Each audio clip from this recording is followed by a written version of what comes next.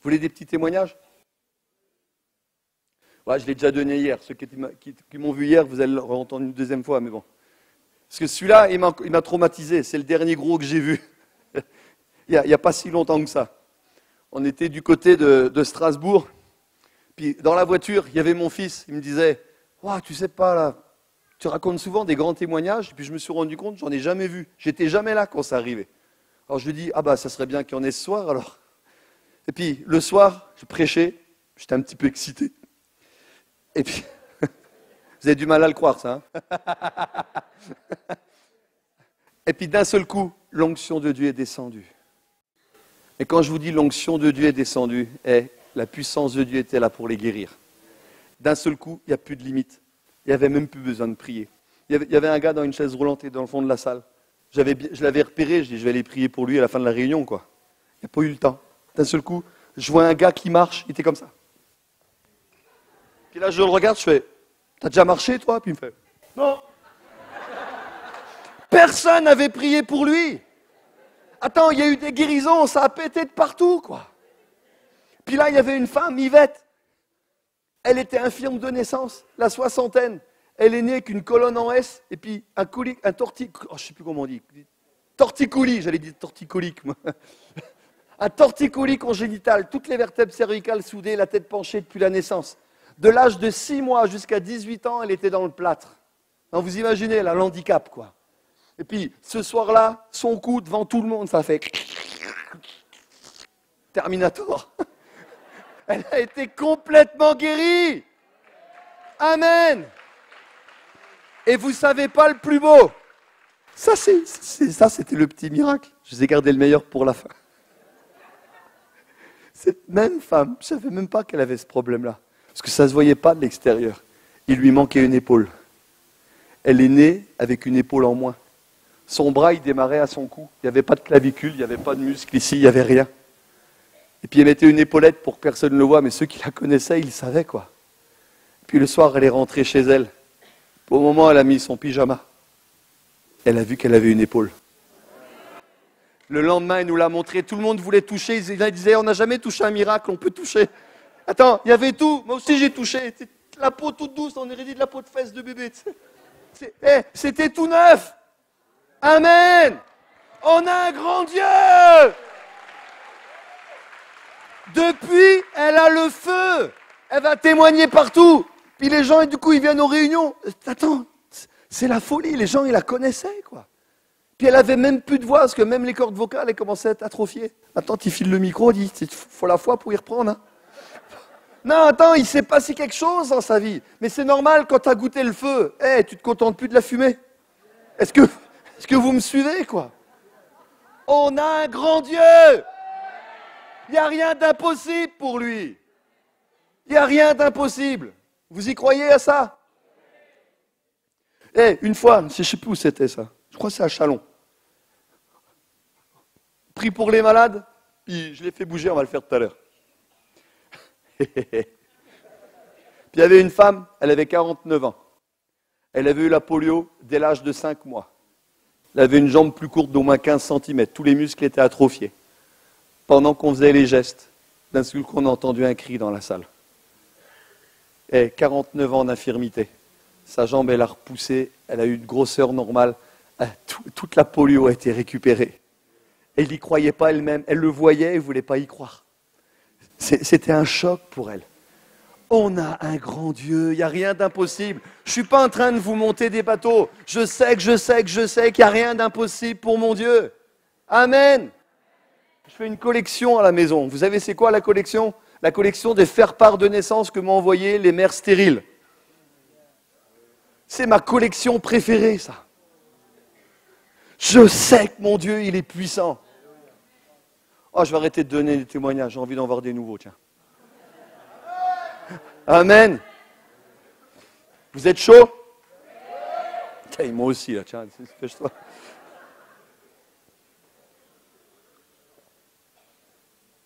Vous ne pouvez pas savoir si ça fait du bien de boire quand on a chaud.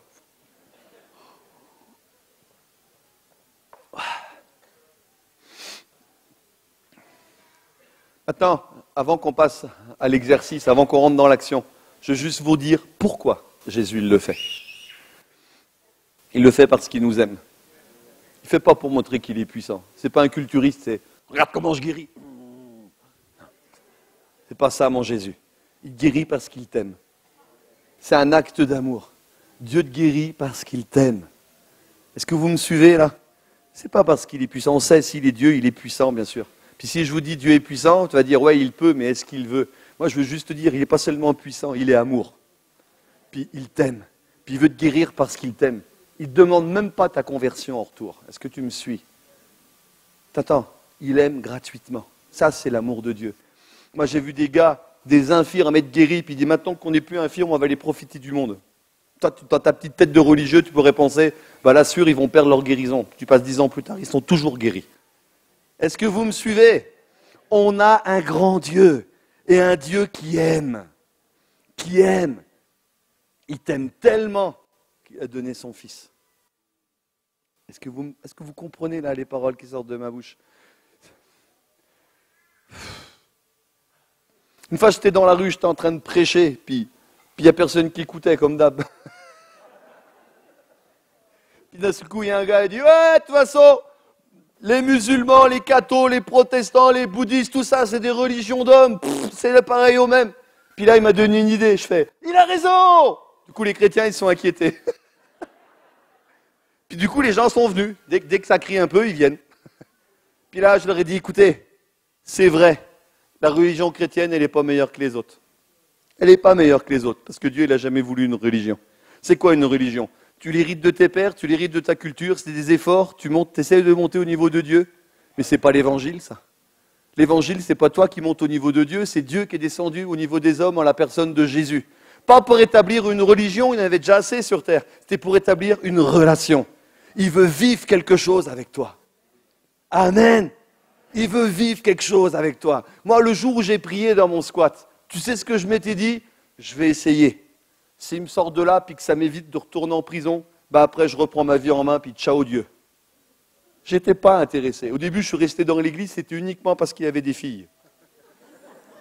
Quand j'entendais le groupe de louanges, franchement, c'était pas comme ce soir, quoi. Et j'avais honte pour eux. C'était terrible. Le top 50 des années 40. On était un soir, il disait fraîche rosée tombée sur nous un soir. Je dis, ils sont plus malades que nous, ceux-là. T'avais une rangée de grand-mères, elles chantaient comme des cornemuses, il y avait un harmonium à pompe, une trompette, puis que des vieux chants. J'étais le seul qui chantait pas, j'avais les bras croisés. Puis là, ils sont mis à chanter un chant, c'était le tube de l'automne 83 chez les chrétiens.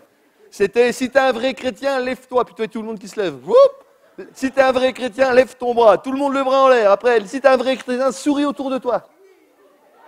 Puis moi, je les regardais, ils m'énervaient. Je dis, tout à l'heure, ils vont nous faire la danse des canards. Je supportais pas. Je supportais pas.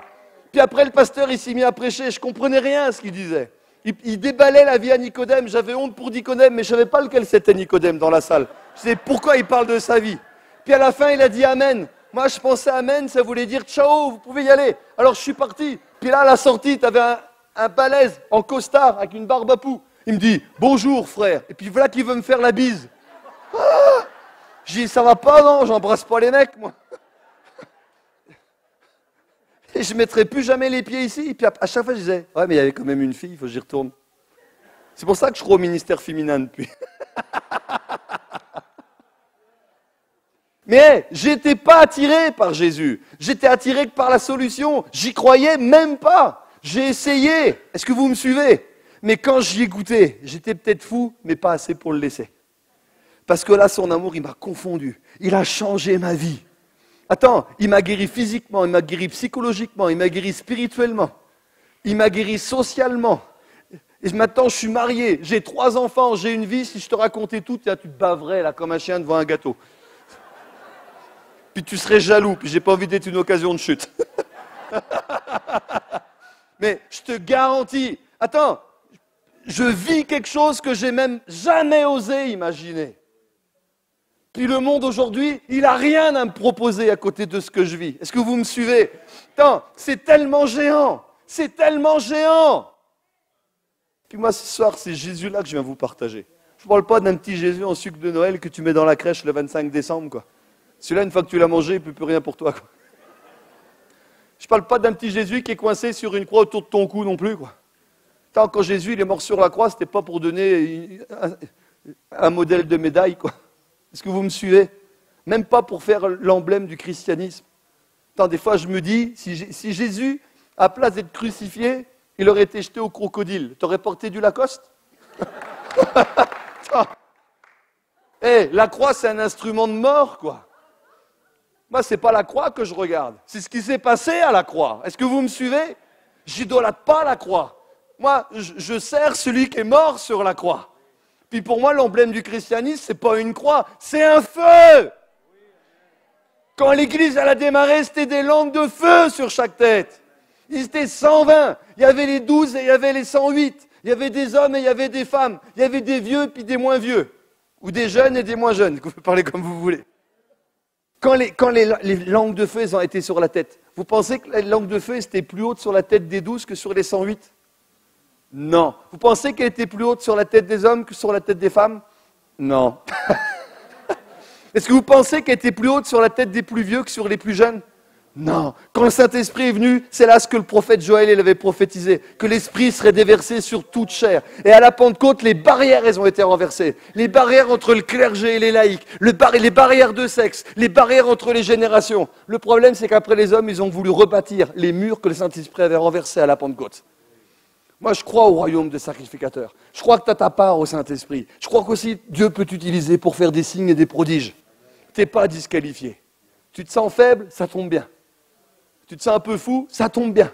Tu as l'impression que tu n'es rien, c'est exactement ce qu'il faut que tu sois. De toute façon, ne te fais pas d'illusions. Tu n'es pas grand-chose. Est-ce que vous me suivez? Je ne suis pas en train de t'agresser. Mais même si tu étais le plus intelligent que la Terre ait jamais porté, là, je te plains. Parce que si tu as beaucoup de capacités, ça va être long, le dépouillement. Parce que Dieu ne veut même pas que tu le serves avec tes capacités. Amen. Bon, allez, on a assez parlé de lui. On y va. Non, en premier, je vais faire un appel. Parce que si je fais un appel après les guérisons, c'est trop facile. Tu te dis, ah, ben j'ai vu des guérisons, donc maintenant je vais y aller. Non, non. C'est à partir de ce que tu as entendu ce soir. Je vais juste te poser une question. Si tu es étranger à la vie de Dieu, je ne te demande pas si tu fais partie d'une église. Écoute bien les paroles de ma bouche, là, ouvre grand les oreilles de Mickey. Je ne te demande pas si tu es membre d'une église. Ce n'est pas ça que je te demande. Je ne te demande pas si tu crois en Dieu. La question que je te pose, c'est si ce soir, tu prends conscience que tu es étranger à la vie de Dieu. Ça fait une grosse différence. Si ce soir, tu sais que tu es étranger à la vie de Dieu. Si ce soir, tu te rends compte que, tu sais, Apocalypse 3:20, quand il dit Jésus est à la porte, il frappe, si quelqu'un entend ma voix, qu'il m'ouvre. Ça, c'est souvent on l'utilise en évangélisation. En fait, bibliquement, il était à la porte d'une église. L'église de Laodicée, et puis il frappait. Je suis sûr qu'à Laodicée, il y avait toujours un kéké qui disait « Seigneur, je te loue, là où 2 ou 3 sont assemblés en ton nom, tu es au milieu d'eux. » Tiens, il était à la porte et il frappait. Est-ce que vous me suivez? Mais bon, ça marche aussi pour le cœur. Jésus est à la porte et il frappe. Ce soir, si tu as entendu sa voix, tu as le choix. Tu peux lui ouvrir. Mais écoute bien, je ne te demande pas d'ouvrir ta porte à une nouvelle religion. Tu n'ouvres pas ta porte à un nouveau mouvement. Est-ce que vous comprenez? Tu ouvres ta porte à une personne. C'est Christ qui veut vivre sa vie en toi. C'est même pas Christ qui veut mettre des rustines sur ta vieille vie. C'est Christ qui veut vivre sa vie en toi. Moi, j'ai jamais été bon en affaires, mais là, ce coup-là, j'ai changé ma vie pourrie contre la sienne. Ben, j'y ai gagné. Est-ce que vous me suivez? Donc, si ce soir, tu es dans ce cas-là, tu ne l'as jamais fait, puis ce soir, tu dirais, attends, moi, je veux le goûter, Jésus. Moi, je ne connais pas Jésus. Moi, je veux le goûter. Ben, si tu es dans ce cas-là, lève-toi. Tu te mets debout. Eh ouais, là, je ne vais pas faire un appel, tu lèves la main. Non, non. C'est parce qu'on a beaucoup de choses à faire après. Puis, écoute, si tu es dans ce cas-là, si ce soir tu dis, moi, je veux le rencontrer, Jésus, eh bien, lève-toi à ta place. Moi, je sais une chose, celui qui se confie en Dieu, il n'est pas déçu. Amen. Seigneur, je te demande que tu te révèles. Révèle-toi.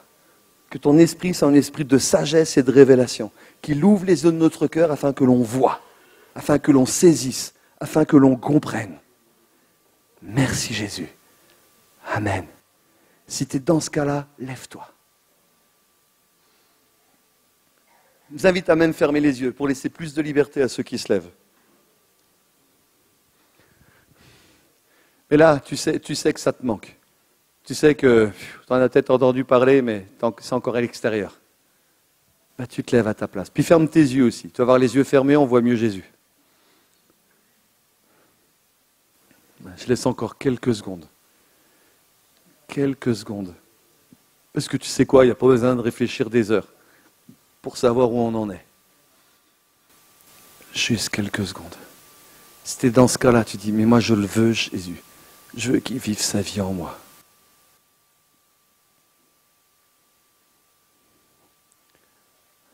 Peut-être tu te dis, ouais, mais ma vie elle est tellement pourrie. Si Dieu existe, pourquoi je vis ça, quoi? Je veux juste te dire ce que le prophète Jérémie il a dit. Dieu n'a pas des plans de malheur pour toi. Il a des plans de bonheur et de paix, afin de te donner un avenir et une espérance. Peut-être tu te dis, ah ben ça me fait une belle jambe, moi, je ne la vis pas, l'espérance. Je dis, ouais, tu as raison. Tant que tu n'as pas donné le top départ à Dieu, son plan de bonheur et de paix, il ne démarre pas. Moi, il a démarré que quand j'avais 20 ans. Tout ce qui m'arrivait avant, ce n'était pas le plan de Dieu. C'était le projet du diable pour ma vie, pour détruire ma vie. Donc je laisse encore quelques secondes. Si ce soir tu te dis, attends, moi je veux m'exposer à cet amour, je veux le rencontrer, Jésus.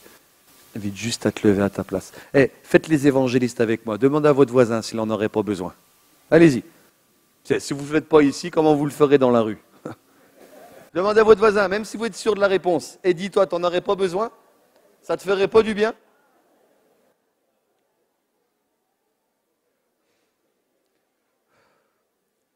Alléluia.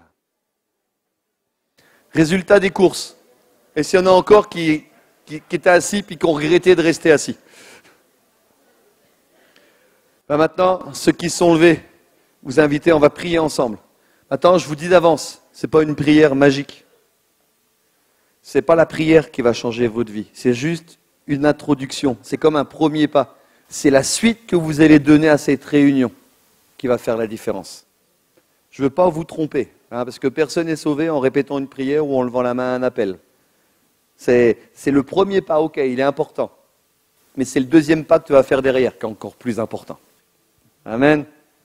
Est-ce que vous êtes prêts à prier avec moi? Vous allez répéter après moi. Si vous êtes capable de parler, vous êtes capable de prier. Parce que Jésus, prier, c'est parler, quoi. Dites après moi, Père, je te rends grâce. Puis je me confie dans le plan de salut que tu as pour moi. Je me confie dans l'œuvre de la croix. Je saisis ce que Jésus a fait pour moi. Puis je proclame qu'il est mon sauveur. Puis je remets toute autorité sur ma vie. Je te demande pardon pour mes péchés. Remplis-moi de ton esprit. Je te rends grâce parce que ce soir, je ne suis pas seul.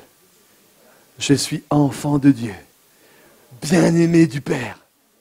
J'ai été délivré de l'autorité de Satan et transporté dans le royaume de l'amour de son Fils.